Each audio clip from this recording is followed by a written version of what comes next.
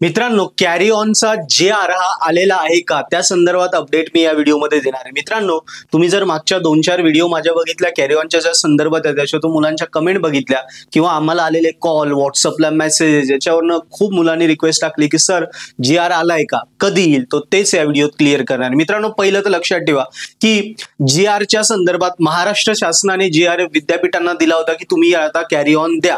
आता पहिला मेन असतं सरकारकडनं, तिकडून तर क्लॅरिटी येऊन गेली. आता सेकंड फेज असते ती प्रत्येक विद्यापीठाचा हे स्वतःचा निर्णय आहे की त्यांनी कॅरी ऑन द्यायचा आहे की नाही. ओके, मग या संदर्भात नेमकी कॅरी ऑन आला आहे का. सो मित्रांनो, या संदर्भात 3 गोष्टी मला मुख्यतः मी वेगवेगळ्या कॉलेजचे प्रोफेसर्स, HODs, प्रिन्सिपल यांच्याशी एवढ्या 2-3 दिवसात बोललो. त्या संदर्भात मला मुख्यतः 3 गोष्टी जाणवल्या, निदर्शनास आल्या, त्या तुम्हाला मी क्लिअर करतो म्हणजे तुम्हाला JR विषयी सगळी क्लॅरिटी येईल. पहिलं तर होतं की भरपूर सारे टीचर्स बोललेले मला की सर 2 वर्षापूर्वी कोरोनामध्ये 21-22 साली JR ऑलरेडी कॅरी ऑन दिलेला होता, त्यामुळे कदाचित SPPU ह्यावेळी JR काढणार नाही काढणार याचं 50-50 आहे. कदाचित काढूही शकते किंवा काही जणांचं म्हणणं आहे की काढू नाही शकत. या गोष्टी जस्ट चर्चेच्या गोष्टी, ज्या मी वेगवेगळ्या कॉलेजेसमध्ये प्रिन्सिपल, प्रोफेसर, वेगवेगळ्या लोकांशी बोलल्याच्या, या काही फायनल गोष्टी नाहीये, या काही JR नाहीये. मी झालेल्या गोष्टी सांगतोय कारण कंटिन्युअस त्याच गोष्टीचा कॉल आणि मेसेजेस येत आहे, रिप्लाय येत आहे, कमेंट येत आहे. सो तुम्ही पण लक्षात घ्या. सेकंड आहे की माझ्या अनुमानानुसार जर विचार केला तर मी तुम्हाला हे सांगेल की मला वाटतंय की जर आपल्या याने सरकारने जर घोषित केले की JR आयला पाहिजे, कॅरी ऑन दिला पाहिजे, तर मला वाटतंय की JR येईल.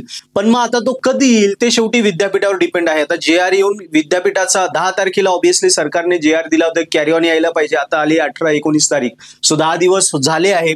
सो ऑब्व्हियसली माझ्या मते JR येईल, मग या शिवजयंतीनंतर येऊ शकतो. सो शेवटी हे माझं मत आहे.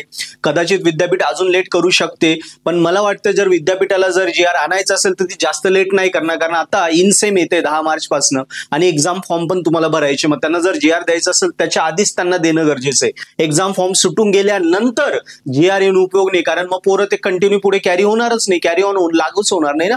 सो मला ते वाटतंय, मी माझं मत सांगितलं. क्लिअर मित्रांनो. आणि तिसरं मला सांगायचं आहे की शेवटी हा विद्यापीठाचा निर्णय आहे. भले शासनाने दिला का JR द्या, कॅरी ऑन घ्या वगैरे, ते विद्यापीठ 100% ठरवेल की त्यांना द्यायचा की नाही.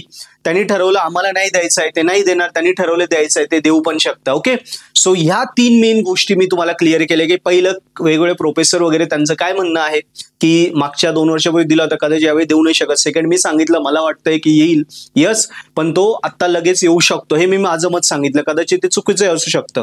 आणि तिसरं, विद्यापीठाला स्वतःचा अधिकार आहे की घ्यायचं की नाही, ते विद्यापीठ स्वतः ठरवेल. मित्रांनो, आता या गोष्टी मी क्लिअर केल्या, पण मी चौथी महत्वाची गोष्ट सांगतो ती की JR अजूनपर्यंत आलेला नाहीये. सो तुम्हाला जर वाटतंय मला कॅरी ऑन घ्यायचं आहे वगैरे वगैरे, तर तुम्ही JR येईल तेव्हा मी तुम्हाला व्हिडिओ देईल, त्यात तुम्हाला कळून जाईल, खाली लिंक येईल, तुम्ही JR कॅरी ऑनचं डाउनलोड करू शकता. पण सध्या ते कॅरी ऑन येईल, मग मी अभ्यासाला लागतो वगैरे वगैरे, या फालतूच्या गोष्टीमध्ये तुम्ही पडू नका. हे बावळटपणा आहे तुमचा. तुम्ही अभ्यासाला लागा.